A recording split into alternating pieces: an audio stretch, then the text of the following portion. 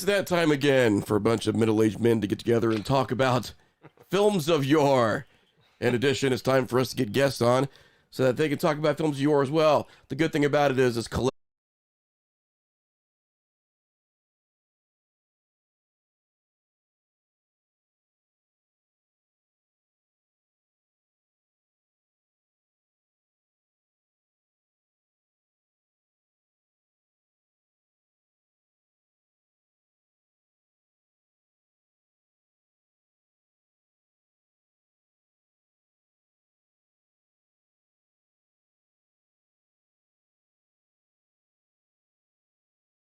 a lot of great talent coming in for that festival. We're going to talk about some of that. We're going to talk about, we're going to delve deep into the life of Ken Daniels. This is going to be like a life retrospect, Ken. I don't know if you're prepared for this or not. Oh boy, probably not. So everybody's had what I'm guessing can be an okay week. Starting to cool down here a little bit in the Midwest because we've had enough where, is anybody, have you written with like one of those, it's not the regular ballpoint pens, but it's a gel pen. Oh yeah. Right, where it sort of glides across the paper. Right. So my ass and nuts have sweat so much in the last month that if I were to sit on the floor and you were to play loud music, I would glide across the floor like a gel pen. I have not had an arid moment in my pants in 2 solid months. I'll tell you what, it's really cooled off out here too. It's gone down from a scorching hot 76 degrees to a nice and cool 72. That's great. Mark coming straight to you on Nice. FUCK radio. Thank you very much for that. Well, I've got a couple of shriveled grapes just pendulously hanging from the cheeks of my ass, you asshole. So we've got some great stuff lined up tonight. In case you haven't already noticed, we've had a great week. Some of us have absolutely no testosterone left whatsoever due to the weather. Thank you so much. Midwest. Landed here 10 years ago. It's like a flypaper, still haven't been able to get away. Mark, always our West Coast correspondent. I'm in Illinois. Where are you from? I'm near the capital of Illinois, which is even weird to loosely say anything's a capital in Illinois. Near Springfield. Well, where are you from? You said you've been here 10 years. Where are you from? I'm from Illinois. I left. I was on the East Coast for almost 12 years, and then migrated back. I was out there with him. He did not have to migrate back because I migrated to California from out there. And I was like, Ash, I'm going to California. Come with me. He's like, I like the miserably hot summers and the disgustingly cold winters. Are you living in California now? I am. I'm in Huntington Beach, California. Nice. You're in Huntington Beach. My aunt used to live in Huntington Beach. I love So from now on, any talk of weather, you're out of it. You can't make a comment. That's what I've been saying. Hey, I chose to come to where the weather was perfect. Ash had the opportunity to join me. But you would have been my roommate. You are invited. Mark, I love you to death, but you would have been my roommate. I remember a time when you had a single bottle of ketchup that took up residence in your apartment on the living room floor for 4 months straight. No, Ash. I talked that bottle of ketchup when I talked to you and you got drunk. I have never had a bottle of ketchup last longer than a week. That was a different bottle every week. That's even more frightening. That you picked that bottle up, threw it away, and then put another one right back in its spot. And it was like a 2.5 foot bottle too. What? Okay, so Mark, what are you doing in California? Like, what's your career? I do IT, specifically Mac support. Really? Yeah. Okay, so I'm working for this company called InOcean. They're an advertising company that's owned by Hyundai. They've done all the commercials. Like if you remember that Smart Pack commercial that was in the Super Bowl, I think last year, the company I work for made that commercial. Cool. So anyways, so we want to probe deep, Ken, which I know is a weird thing to say to somebody I hardly know. Especially after the fan. well, considering your movie Oh no, reminds me of an alien movie. Probing is probably not out of the question. it's not.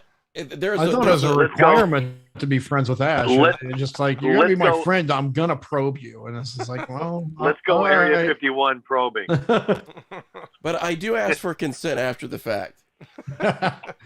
After the fact. See, I have repressed memories of that part. So, and you should. Unless like it needs another OOP. So I want to know, first of all, like, have you always sort of been like a cinephile, Ken? Have you always been into film? Like, what's the genesis of who you were into who you are now with your relationship to this film fest and Fright Night? Well, let's see. My first camera that I ever held was I was in the 6th or 7th grade, and I hated writing at the time. So I asked my teacher if I could make book reports, movies into book reports instead of writing the book reports. So I made a movie called A Really Weird Summer, which I'll never forget, the title of it. And the author's name was Margaret something. It was an old 70s Scholastic book. And I did claymation, and then I created War of the Worlds Part 2. And then I did one called, it's a documentary on Walt Disney. And then my first horror movie was called The Menacer. So I started pretty young. My father kind of cultivated it. He worked in a local ABC affiliate for 37 years. So back in the day, I think it was probably a way for me to deal with my learning challenges at the time, and probably to get close to him. And at the same time, it was also just, I love film. I love the escapism, So I went from there. In our neighborhood, we were the first ones to have the clunky, those gigantic video cameras that were about the size of a car. Oh yeah. My father, we were one of the first ones. I remember using one of those to film skateboarding movies back in the early 90s. Right, Mark. I mean, even in the early 90s, they were gigantic, but in the 80s, they were twice that size. Right. So,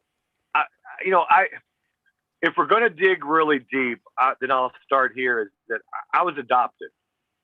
So I had some things in my personality that was not like my adopted family. Like I was an artist, but I never wanted to be poor. So I ended up wanting to be an artist. I was going to be a special effects guy, a cartoonist, an animator forever. That was my dream. So my dad one day said, "Get a real job." And then he kept saying, "Get a real job, get a real job." And then I graduated. I'm 50. I'll be 54 this year. So in 1985, he told me to do that. And, so I was kind of like caught between a rock and a hard place of the arts. And I still loved movies, but I gave it up for a long time. In the 90s, I worked on some movies that I'll never say, ever. So I gave them false names. Yeah, Mark has a few of those too. They were like USA Up All Night Network films that literally, and you guys know some of the guys, and I was low, but I did it to learn the entire industry. I worked on about 20 of them. Nothing major. I was one of those people that pretty much was quiet at the time, just stayed against the background, just learning how they did things. I ended up traveling across country back in 1997 and ended up in San Francisco, Las Vegas, outside New York City, and did really well financially. I ended up owning a couple of medical centers, lost all my money due to bringing in some partners. So when I came back to Louisville about 17 years ago, I wanted to go back to my first love. So my wife and I talked about it, and I said I wanted to put on a film festival. And the easiest one, I thought at the time, would have been horror. I liked horror, but I wasn't just into horror. I loved haunted attractions. I loved haunted houses because as a makeup artist, a special effects makeup artist, that's about all you could do in the Midwest. There was no Hollywood industry, So I started my film festival. It grew. I did some stupid things by growing it too big. I learned some heavy lessons. I added a pop culture Comic-Con to it.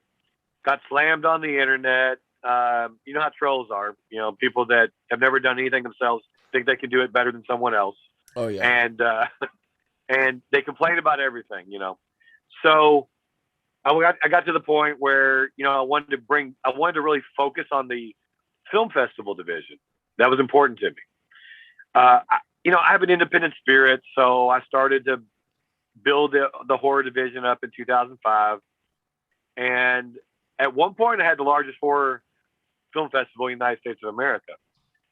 Michael Hers, before he died, who owned the New York Horror Film Fest, told me that we had the biggest one, but because, you know, I wasn't LA or New York, that, you know, hey, it didn't count, you know, because people had these ideas about stuff like that. Yeah. So, pretty much I got back into making movies. I started making movies. I ended up making a couple films with some friends of mine, and ended up, you know, helping to produce probably about 7 or 8 regional films. Currently, I'm on a movie set. Okay. I am, are you guys familiar with Waverly Hills? Very. I am very familiar Okay. with it, yes. I'm here. I'm vice president of the Historical Society. So we actually we run the building and the direction of the building and the haunted attraction. I just did that. I started that about 7 months ago. So I brought this film up here. It's a horror martial arts movie. And half the team's from LA, half the team's from here in the Midwest, in Louisville and surrounding areas. And some people are from Maryland. Cool concept. The director's made about 20, 25 movies. It's been a lot of fun. We've been doing it for about a week now. It's our first week. So it's a real cool experience. I'm having a really good time working with a good set of people who are professional, who really, you know what they're doing. There's a decent amount of money. You know, it's not, you know, a big Hollywood movie, but what I call independent, high independent, really high independent. Mm-hmm. But just a great experience so far. Having a lot of fun so far. Well, yeah, some of what you posted today, because I was following you on Facebook. Yeah, I mean, just being able to have that location, I mean, instantly it's going to be an atmospheric film, to say the least. Yeah, it's very, the building lends itself to that. It's a beautiful building, and the Historical Society is working hard to develop fundraisers to build it back to what it needs to be, to preserve the building. It's got a really nice history. There's a lot of good people here that care about the building. And you know, we're lucky to be here. We really are. So they talked to us about doing it. They talked to me about doing it because I'm in charge of the media now up here as well. Just started that this year. So that's been really interesting. A lot of fun dealing with new media, a lot of YouTubers. Mm-hmm.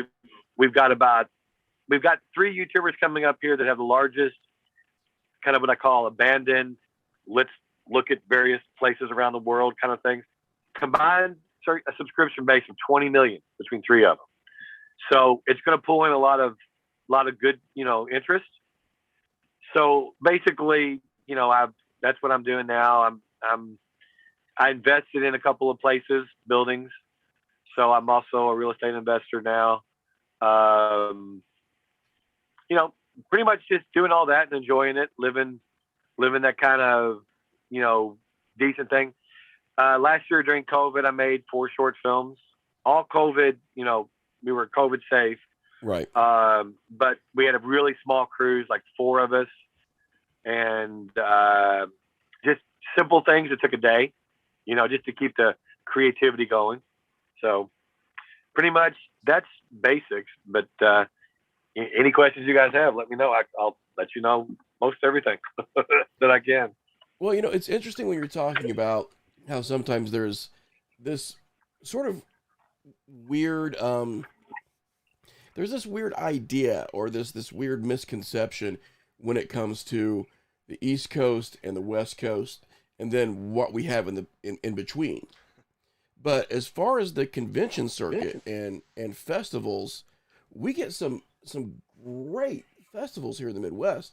Now, can you talk a little bit about what your lineup is like this year? Okay, I'm just going to say this. Every show is suffering because of COVID this year. It doesn't matter whether it's, they have a great lineup or not, because a lot of people aren't showing up. Yeah. Okay.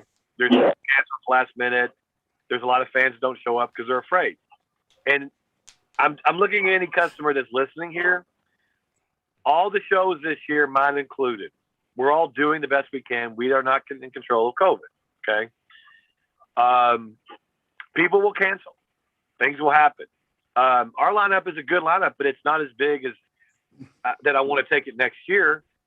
But I'm not going to risk all that money in the COVID year when it could you could lose everything for no reason, So our lineup is based on RZ's Halloween, Art the Clown. I got 2 Fright Night guests coming in that are sponsored by one of our vendors, which is really cool. A cool Monster Squad reunion, Art the Clown, which is the top independent horror icon right now. We've got Alex Vincent from Chucky, Zach Galligan from Gremlins, and a few other people, like that. People from The Walking Dead, 1 or 2 actors from Wrong Turn, and zombie walkers, things like that. We've got a nice little lineup. It's good. But it's kind of like you could end up having a Robert Englund and not do so well. Like, I'll give you an example. I won't say which show in the last year, but there's a couple of shows that didn't turn out that good. I mean, I vented these shows and I did well, but the attendance was nowhere near what it should have been. And we are seeing that. I mean, I'm pretty deep in the culture. Know a lot of people who constantly attend. People who basically their livelihood is the convention circuit. And there's a lot of people who really want to go. They really want to return to the way things are, but there's a lot of hesitation. Well, I mean, I'll give you an example. I've got another show that I'm putting on in Tulsa, Oklahoma, and it's on an Indian reservation at the Hard Rock Casino. It's a wonderful, beautiful casino. It's got a joint in there. We did one last year before COVID, literally in like January, February, right there at the beginning of January, February, before any of the lockdown. Literally after we did our show, there was a lockdown, and we couldn't put it on. We had to wait. We didn't do it this year, so we're going to do it at the end of the year this year. However, I'm a little hesitant because the Indian reservation has stricter policies than most governments do. Mm. They didn't open up for the longest time, and they're very capable of just saying at the last minute. And no offense to anybody, their attitude is, "Hey, we're protecting our people." So, it's in Tulsa, but it's on a piece of land that was given to them that's literally within Tulsa. Okay, it's like right there. So they'll just shut it down, and they can do it at the last minute, and it's scary. It's nerve-wracking, and I wish there was something we could do, and I understand that it's important to be safe. Like where we're at now, up here, we shut down the haunted house because I and the rest of our board doesn't want to have 5,000 people every night standing in line. Yeah. I mean, it's different if you get 5,000 for a weekend and you moderate it, but you can't do that with a haunt because you got very limited hours that they have to come into. So they're going to be really close together. Right. And then huddled up together. So we were thinking about people's safety. We were, and I don't care what you believe. You can believe, if you believe it's not real, you can believe whatever you want. You have your right to believe that, but and you can, if you don't want to get vaccinated, that's your choice and all that. It's just, we have to balance out with what's going on in society, whether you believe or not. So to put people anybody at risk just doesn't make sense. You know what I mean? Well, Now, is especially there- as a business owner. Yeah, we're a not-for-profit. This haunted attraction the building. The historical society is a not-for-profit. It's all about fundraising and preserving. We are not a for-profit, so we don't have large pockets. We want to be able to, make people as safe as possible. And our goal is to preserve the building, the historical significance, because it's historically significant in American history. So we're trying to do that. So yeah, and I know that's all boring and stuff, and that's the boring stuff, but that's the truth. It's like with conventions.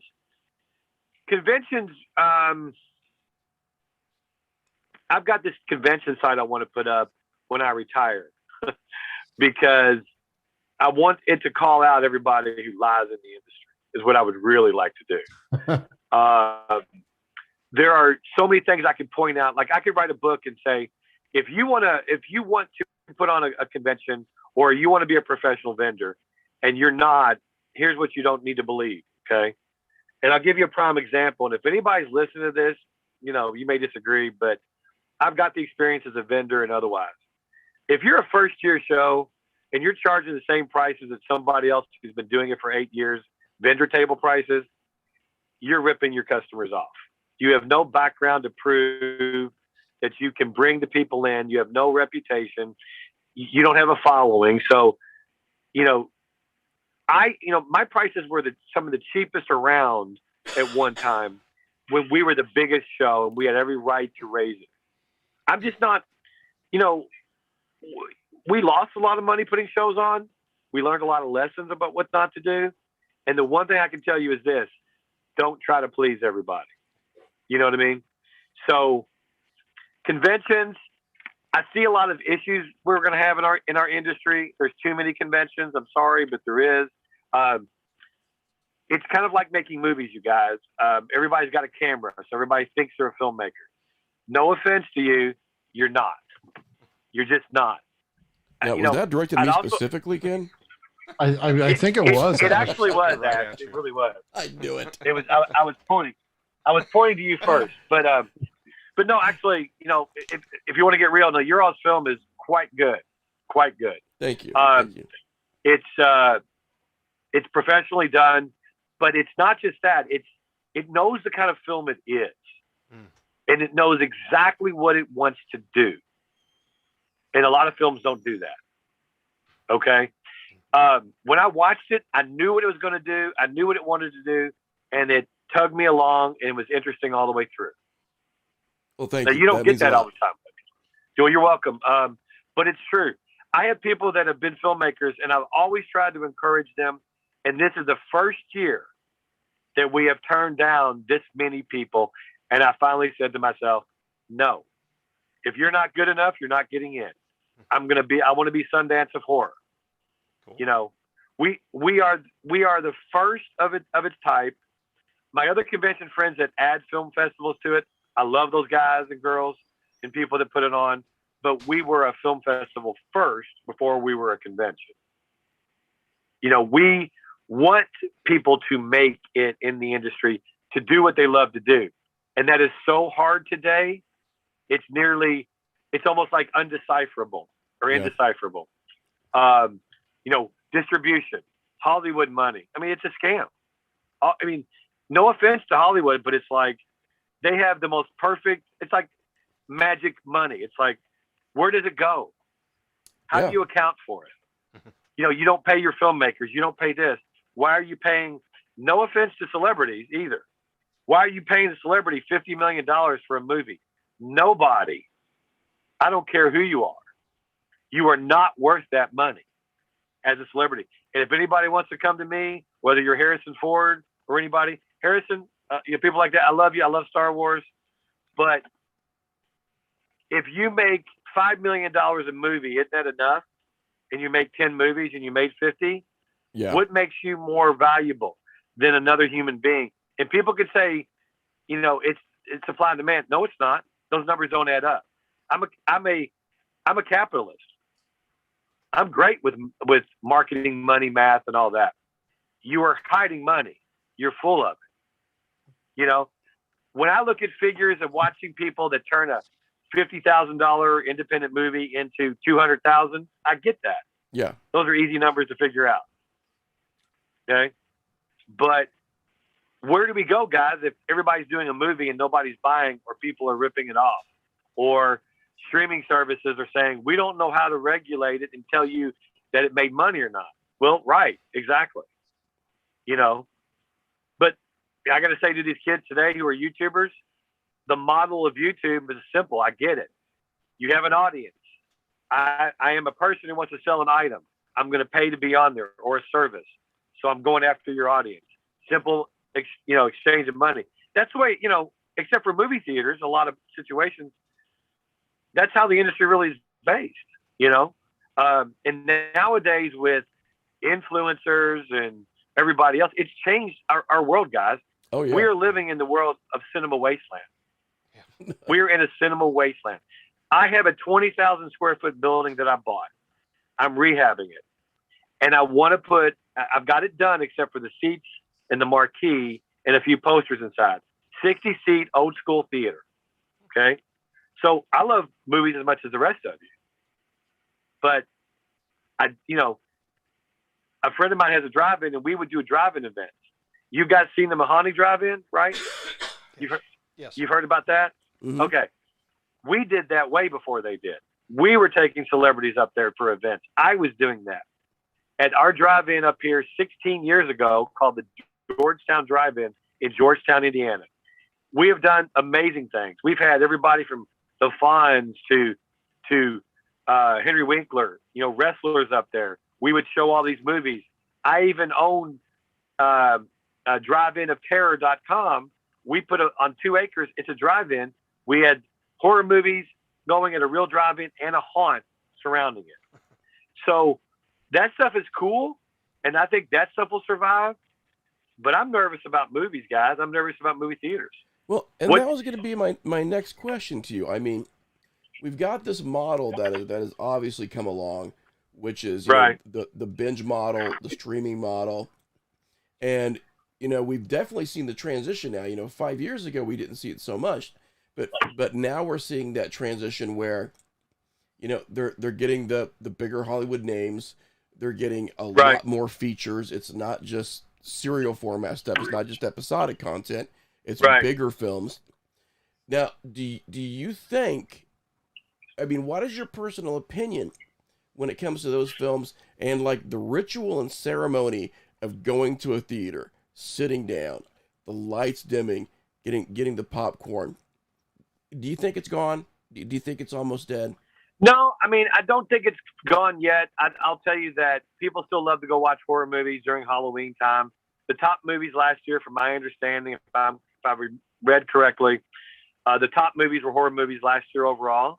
Okay, overall per se, you're going to have your Marvel movies, your Disney, your Star Wars, your DC movies, okay, or your Christmas movies, right? But honestly, guys, I don't know how long that model can last. I really don't. And if I'm Hollywood, I'm scared to death. But see, Disney gets it. I mean, they're a machine. Oh yeah. They're a monolith. I mean, they're like, okay, our movies are to push our toys, our theme parks, blah, blah, blah, blah, blah. Right. Yeah. And now with a streaming service and 20 million subscribers, 60 million a month, and or more, at 720 million a year, they can spend all that money on just movies to push everything else, and their toy market is a $6 billion market. Not to mention, Ken, the influence that Disney has on pop music. Oh yeah, yeah. I mean, they control the music industry as well right now. And to be honest with you, I don't mean to say this because I'm a capitalist to a point. I don't need as much money as some people. Capitalism to me is about small business. Yeah. It's about everybody should go away with a couple million. Well, with a couple million, I can never affect law. I can't control an industry with 2 million. But if you've got billions every year coming in, you're going to lobby, you're going to affect industry. I think they need to break Disney up. I'm sorry, but I think they do. I think they have too much unwielding power. I think they need to give up some of what they've got, sell it off, and create smaller companies. I just do. I'm sorry, but they shouldn't have ABC. They shouldn't control the news. They shouldn't be able to control kids' minds on everything, and then lead them into each separate thing. You know what I mean? Like, hey, here's our Disney Channel kids cartoon. They got how many, 6 or 7 kids channels? Oh now? yeah, it's ridiculous. It's on ridiculous. ESPN too. That's okay. That's right, Mark. Yeah. ESPN. So I mean, come on. Now, on the other hand, I think you got to have some big businesses to keep structure in the world, because, I mean, you see how human beings are. If there isn't some structure, even in small business, a lot of them will die. Yeah. So you got to have kind of a mixture of both small business and corporations that large. But in our industry of movies and entertainment, I mean, man, look, the phone that you and I are talking on, guys, we have created a television station and a radio station all at once. Yeah. Right here. My dad worked in television, and I said to my dad, why is anybody watching local news? That's ridiculous. That's over. They can get news from Mark and Ash and you guys. Yeah. You guys can literally report by seeing something that's happening right then and there, whether it be the BLM movement with people with phones last year, or you guys looking at your car and you see a freaking accident, you report on it. It's the same thing with movies, though, guys. Movies. Where do we go? It's not DVDs anymore. Yeah. I love hard media, but I had to come to the conclusion I got to get rid of it. So I did. Everything I own is on a hard drive now. 8 hard drives, 10 terabytes each. I can't remember who the quote is from, but there was somebody who once said, "You will own nothing and like it," and that's what it is. There's no physical media. All games are going to like a download market. Right. Movies are going to like Vudu and well, I guess same company, Fandango and Vudu now. And you know what? Not to break up our momentum, guys, because I don't. But I just want to bring attention to somebody is vouching for that ketchup bottle in our chat room. Oh yeah. Somebody's vouching. Okay. We have authenticated the existence and persistence of that ketchup bottle. I did not deny it. I just said it was a different ketchup bottle. And the only reason it was in the living room is because I didn't have a dining room where I lived, because I was poor and I was renting a basement. And so my couch was where I had dinner. They're also saying that half that ketchup bottle was water. Did you recycle some of that ketchup, Mark? I believe Mark. I believe Mark. I believe him. No. So, if I had a dinner table, the ketchup bottle would probably just sit on the dinner table. Much like, at restaurants, they leave the ketchup on the dinner table. Well, let's hope you get a dinner table. Let's hope you get a dinner table. Well, right now, I've got a kitchen counter, a little bar on the kitchen where I sit down and eat. So now with the streaming model, because I've looked at what a lot of the streaming companies are allegedly pulling in quarterly, what their projections are, and how they're getting some of these numbers. And admittedly, it doesn't really seem like they really know how they're getting their money. There seems to be a huge gray area there. No. And see, that's called accounting in the worst way, where you can manipulate so you don't have to pay out everything, whether it be residuals, whether it be back end, whether it be contract deals. And they can say whatever, but I'm disillusioned with how that industry works a lot, when it should be fairly simple. And I just don't understand why people are creating such unnecessary a lack of transparency in a field that makes no sense. Yeah. Especially when we're looking at numbers of hundreds of millions into billions of dollars. Oh, absolutely. Absolutely. Basically, what I can say, guys, is this: I think people need to go back to, the independent way somehow if they're trying to make it, because there's too many people doing it, and they're relying on somebody to make them famous or rich. It's not going to happen. Nope. I'll bet against you every time, and I may lose one time, but 10,000 times I'm going to win. Yeah. And that's something that sorry, go ahead, Mark.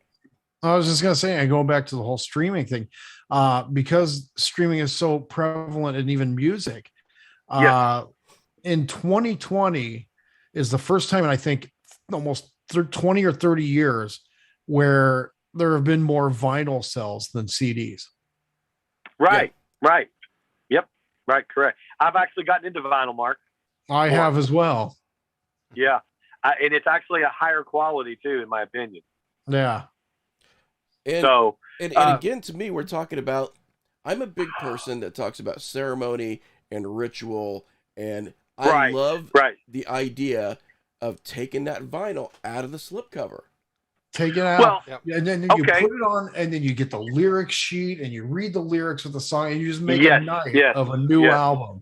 It's amazing. Now the other thing, I've got my turntable hooked up to a 600 watt PA system, so oh wow! When I listen to Iron Maiden, so does the rest of the neighborhood. So does the rest of the neighborhood. When you feel Iron Maiden. Well, one of the things, guys, to think about is that you brought up something like, streaming music. Musicians make all their money touring. Yeah. If they're big. Now, here's the reason why. Music, especially loud music when you're surrounded by people, that's been a ritual throughout history. That's a ritual. That's been back to the caveman days, music and sounds, and people getting drunk while it's happening, relaxing, getting drunk. That's a fact. So when you get these large concerts and you get 75,000 drunk people, okay, that's an experience. Movies are an experience for a lot of people, but it's not universal. Not like music is universal to the other. But what you did say, Ash and Mark, both, which is important, is when you're trying to sell people today, it's an experience. That's why I tell people today, don't think the convention this year is going to be like next year. We're just lucky to be able to put one on. So the experience is going to be different. Next year, we can go hopefully all out and give you a more physical, connected experience that you're not as connected to this year, because we have to separate a little bit, or we have to create certain divisions. And speaking of streaming, was there ever an idea where you're thinking, you know what, why don't I just sell tickets to a streaming event and have movies scheduled to stream online on my website at this time to this time to this time, and set up a schedule where people, I mean, I know it takes away, because like, I know part of the thing of the streaming, because with the conventions, you're also trying to market those movies to. But a lot of those festivals did adopt that hybrid model, Mark. Yeah. A lot of them did. I haven't adopted it this year. I may think about it next year. It's just, it becomes a more complicated thing because people still want to gather at the conventions. They really do. Because they can see the people on the movies, from the movie screen, talk to them, get close to them, get a photo op. It's not the same if you see them through a phone. And another thing too, I'm sure is that at the conventions, you're also trying to market the movies to like a publishing company to put it out for you. Yes. And part of the thing that that company wants to see is how other people react to that movie. Mm-hmm. It's like, oh, this one's getting a really good reaction. Let's buy this one and put it out. And as a filmmaker, we're looking for that too. I mean, absolutely. When you create something, you get so close to it that it's beyond bias. You just can't objectively gauge what you've created. And when you're able to watch people participate in that experience with you, it allows you to do something that you can't do, in front of your editing bay. It's impossible. It's impossible. Yeah.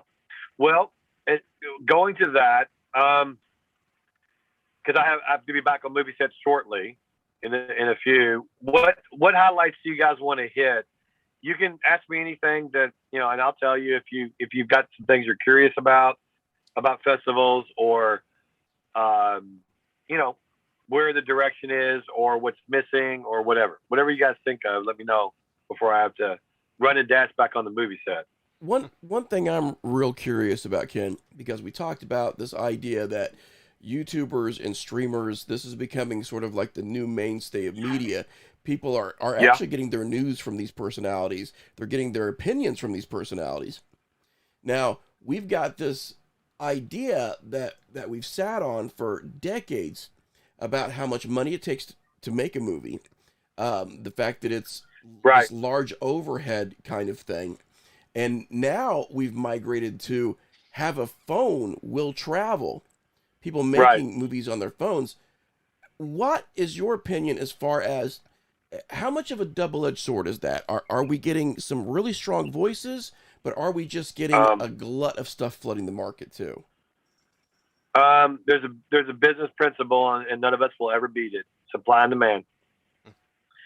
Did either of you guys catch that Apple event that went on Tuesday? No, I didn't see it. They got Catherine Bigelow and her cinematographer to use the iPhone 13 to make a short film, and I swear it looked as good as any like Disney movie. Okay, Mark. Okay, let me give an example. Go look up the Great American Shootout on YouTube, and they took $200,000 cameras, $4,000 cameras, and below, and in between, like 10,000. Right. And in the professional's hands, they all looked amazing. Yeah. They all looked amazing. So again, it's in a professional's hand, an iPhone with certain $100 lens package is going to be great. This is the problem, guys. It goes back to now anybody can make a film.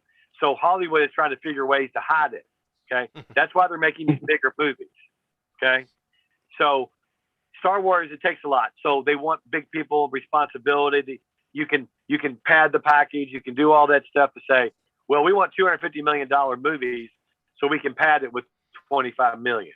Okay. Or, if you're a producer, if somebody that gets the job done kind of thing. They want proven products. The rest of the stuff, guys, it's going to sit out there and it's going to be good stuff, but supply and demand. There's too much product, not enough people. Too many people think they can do it, and they're not good enough. There's too many average pieces of product. And no offense to this company, but take certain channels that end with time and mark, and I won't say what channels they are. They're exactly the same, and they're atrocious. I've got people in my own city that have made some of these and will tell you that they're not good movies, right? And every single story is about 5 degrees of separation from the other. 5 stories: the babysitter killer, the woman who takes revenge. Okay, all that same crap, different day. I'm not interested in that. I'm just not. I want to see unique stuff. And the older I get, my time is more valuable. I'm not going to be here forever. And I'm not going to, and I have favorite movies, but I don't watch them over and again. I want to watch new stuff all the time. So I'm now a one-time movie watcher, where I used to watch a lot. I don't do it anymore. I'll watch a movie one time, and if I really want to see it again, it's twice. That's it. Because, I don't want to get philosophical and spiritual, but what are we here for? What are you doing? Is this it? I have a deeper thinking process for that. So I'm like, I do this because I love it. And if I no longer love it to the degree that I love something more, I'm going to move on. And I'll be honest, I'm enjoying it. I'm having a great time now. Like, working on this film's great, but I don't want to work on certain films anymore. I don't want to work on certain films that are of a certain level. I just don't want to do it. It's easy for me because all it is problem solving. I want to live more adventurous. I want to try more adventure. Like Mark, I used to live in California, San Francisco. I'd love to live in Cali one more time, on the beach one more time, do something different. And that's why with my shows, I may sell that. I may sell my show in a couple of years. Haven't made up my mind yet, but maybe somebody else wants to take it a different direction. sell it to them, let them do it. I've been there, I've done it, 16, 18 years by that time. I want new adventures. And as I get older, I don't want things to last 18 years. I want to do something for 3 years. Right. Move on. You know what I mean, Mark? And, Ash, that's what I love about movie making on a short film level or indie level. I can make a movie in 2 weeks and it could be a breakout hit. Why do I got to spend 6 months on it and $900 million? And then I look at the numbers, and when they don't get their money back, they still make more of these movies that don't make money back. And I'm like, how are you in business? When there's 400 million quality stories from independent filmmakers that you can buy and make money on them. Yeah. Question. There's go ahead. Okay. So we've been making a lot of the same films over, and you're talking about sort of safe bets in movies. I look at, like, going back to like 1998 with the remake of Psycho. I mean, it's a known quantity, something that you can go, I know what Psycho is.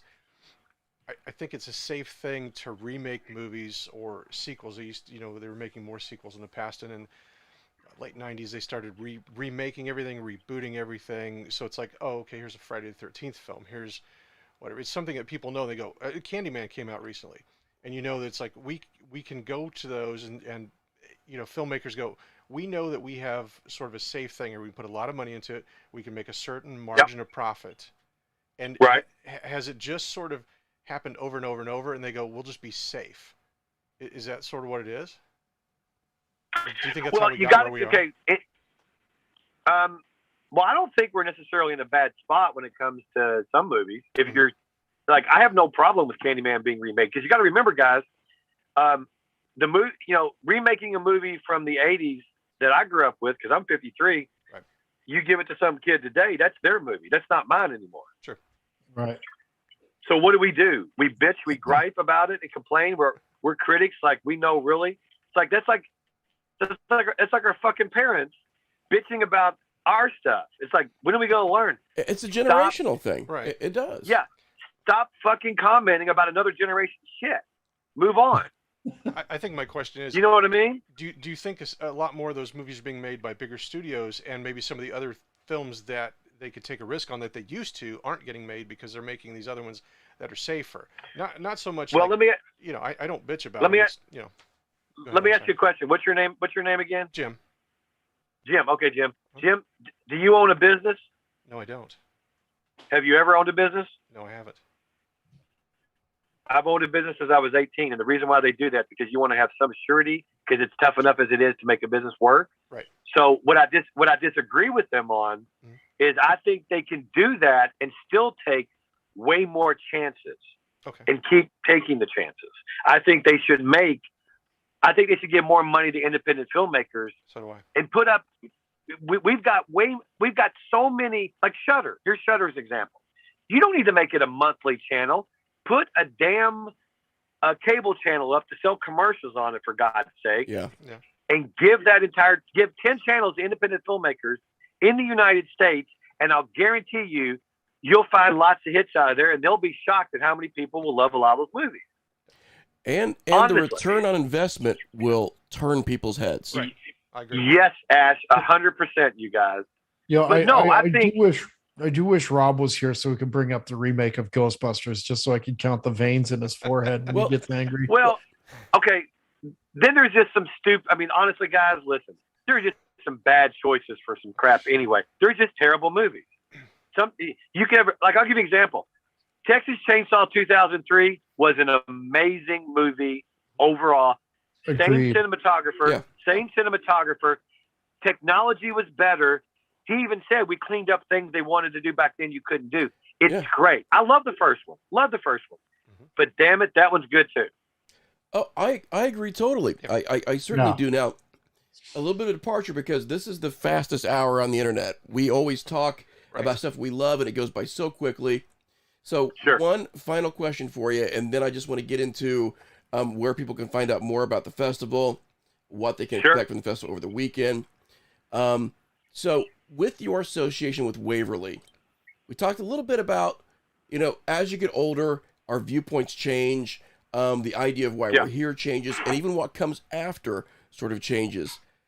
Have you seen anything personally at Waverly? Because a lot of people have had some definite experiences there. I was just asked it today by one of the film crew because they heard stuff when they were by themselves. And yes, I've seen some things I cannot explain, and I'm a rational, scientifically based person. Everyone has a different experience up here, and we value everyone's differences of what they experience or see, because one person can be up there and not experience anything, while another person is very sensitive, as they say. We have people that have thrown up that are so sensitive, get sick. I have experienced things. I can't prove what it is, but I cannot explain the ones I cannot explain they're amazing. It creeps me out. I have no explanation for it. But yes, I have definitely experienced things that, sometime I'll explain to you off of the air. Mm-hmm. And there's things that I know that I can explain, but there are quite a few things I cannot explain. So, not at all. And also because I know we've got a lot of people listening, and a lot of people also listen to this as we turn it into our regular podcast as well. So when we're not live, this still does grow some legs, usually over the next couple weeks. So people are going to wonder, what's some of the things you've got slated for the con and the festival? What can people expect? What are the dates and a URL where they can find out more about it? Okay. Well, it's www.frightnightfilmfest.com. We've got reunion event with Rob Zombie's Halloween folks, Tyler Maine, Michael Myers. We've got the Monster Squad, some of the monsters coming with the main child cast coming, Art the Clown and dress photo op. We've even got Star Wars Rogue One tanks going to be there. The one that was at Star Wars Celebration in Chicago. We've got amazing photo backdrops for people. We're going to have a concert with Cannibal Apocalypse from Chicago.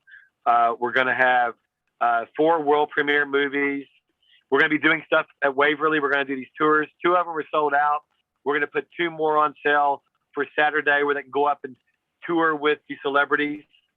We have a huge vendor hall, VIP parties going on at night afterwards. The film festival part is going on as well with Q&As and seminars and filmmaker events. It's a great network, but it's also a great place to party, have a good time. You can shop too for Christmas early. There's going to be a lot of unique items there for sale. And so that's pretty much it for this year. And next year, and we're also going to have a costume contest as well and a makeup contest. But next year, all of that will be bigger and better because of hopefully COVID not being an issue. And this takes place, it starts at Friday, October 1st at 5 p.m. October 1st, 5 p.m. and it goes all the way Sunday, October 3rd, which is my birthday, actually. Oh, nice. Fantastic. So I'll be 54 on that Sunday. Well, happy birthday. Well, thank you. Well, we can't thank you enough for coming on tonight, Ken. We always have a blast Thanks, talking movies, and definitely we always have a blast sort of talking about making futures with movies. What can we expect, and what are we going through right now as far as this sort of digital revolution. So it was great being able to pick your brain on it. Do you have just a couple minutes off the air for us? Yeah. Again. Yeah, I appreciate it, guys. Thank you for your time. I hope I didn't bore you too much, or That's great. I hope I wasn't your worst interview ever. Oh no, we had a great time. We always have a great time with this show. You didn't bring up O'Hare Airport once, so. Oh, God, that joke. Anyways, thank you so much. We want to thank everybody who was watching tonight. Everybody who was able to comment on the ketchup bottle situation, which I don't think this is over yet. I think the ketchup bottle situation is far from being over. Again, everybody who pops in our chat, everybody who listens to us via download, remember that we are always live Thursdays at 8 p.m. Central Standard Time on both Facebook and YouTube simultaneously. So all of our YouTube viewers, thank you so much for coming in. Thanks so much again, Ken. We'll talk to you in just a moment.